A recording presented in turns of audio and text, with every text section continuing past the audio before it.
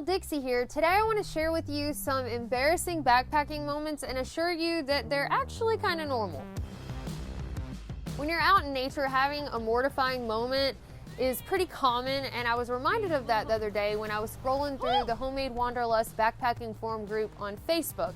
And a member posted there asking folks to share their most embarrassing backpacking moment so that the newbies, when they get out there and embarrass themselves, don't feel so bad because they know that they're in good company. As I was scrolling through the comments, I realized that a lot of these blunders could be categorized, so I decided to make a video because some of the stuff was too good not to share. First, there are bear bagging mishaps. I mean, what could possibly go wrong when you've got a cord with a rock tied to the end of it and you're throwing it over a branch? This was my first near miss on the Appalachian Trail because I got so excited when I rang the branch while hanging my bear bag that I started jumping up and down and was really happy about it. And then I suddenly realized that there was a rock that would any minute be flinging back towards me, and I thought that my teeth were gonna get knocked out. Luckily, I remembered just in time and dodged the rock, but a lot of people probably aren't so fortunate. One fella who commented on the post said that he got his cord hung up in the tree, so he was kind of tugging on it and it snapped back and popped him right in the nose. So beware, many people probably fall victim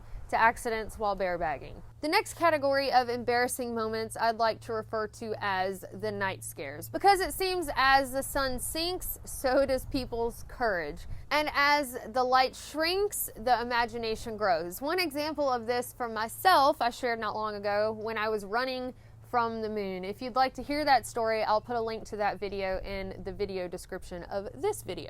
One girl said that her and her hiking partner were in their tent and it sounded like an animal was about to tear through the walls of their tent.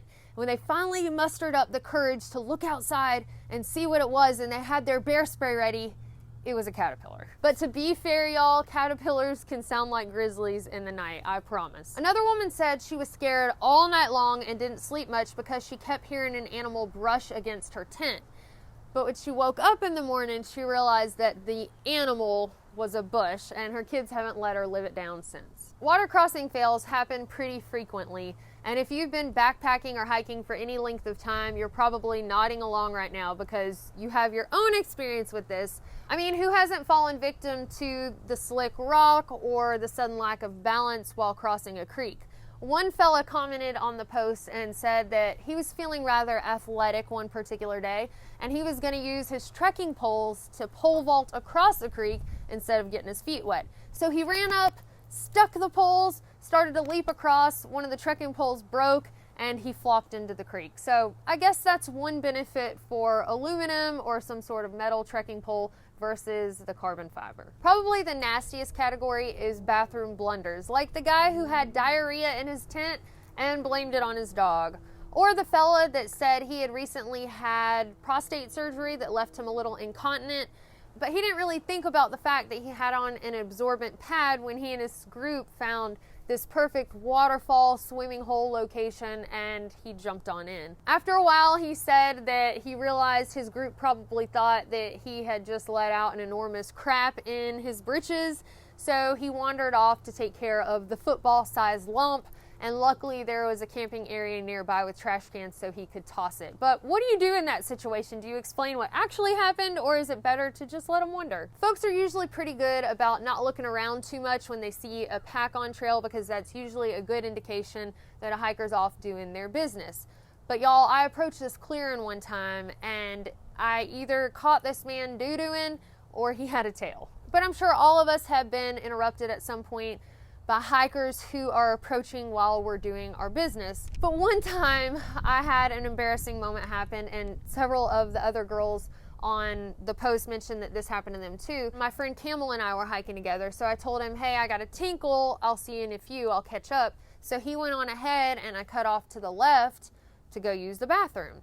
Well, I found this nice little flat spot, so I squatted down and started peeing, and then I noticed Camel was coming around the corner and we were like face to face. And I wondered, what is he doing? Why is he coming back directly towards me while I'm trying to use the bathroom?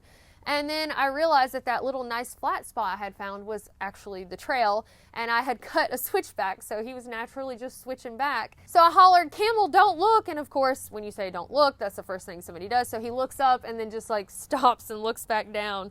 So just be careful you don't cut a switchback and end up doing your business right there in front of everybody.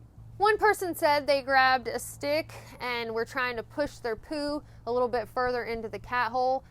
The stick snapped and they punched their poo. Not pulling your britches down all the way to your knees before going number 2 can make for a bad backpacking trip. Trusting a poot and crapping your pants was reported, but hey, that's the thru-hiker induction ceremony. And then there was this Boy Scout who shared that he was out on a trip at Philmont with his troop.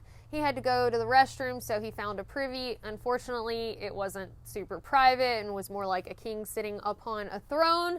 But he said, he figured he was just camping with a bunch of boys, so whatever. But as he heard the noise of some girls approaching, he realized that there were venture crews out there, so there were guys and girls, and as the girls walked by and were giggling, he said all he could really do was offer an awkward wave. Then there are your general embarrassing moments like face planting in the mud, tripping over guy lines, and posing with signs that have been wooden all day and suddenly you find one that is flexible.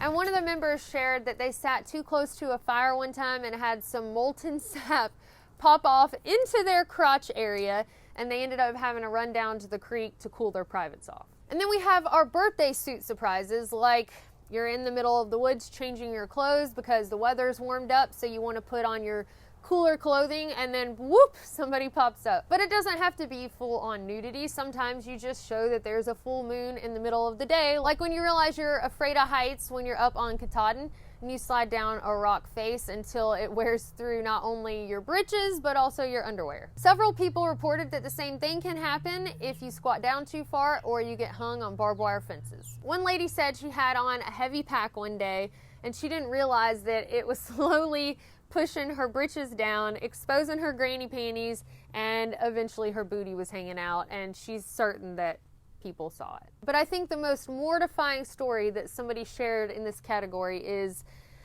a lady was hiking along. She hadn't seen any other backpackers for a whole week, and she got to this pristine lake that was just crystal clear and beautiful, and she decided, I'm going to be one with nature and I'm going to go skinny dipping. So she starts stripping down, and as soon as she gets naked, just like clockwork, she said it seemed like this full-on walking tour comes up, this large group, and their really excitable dog runs up and sniffs her bare crotch.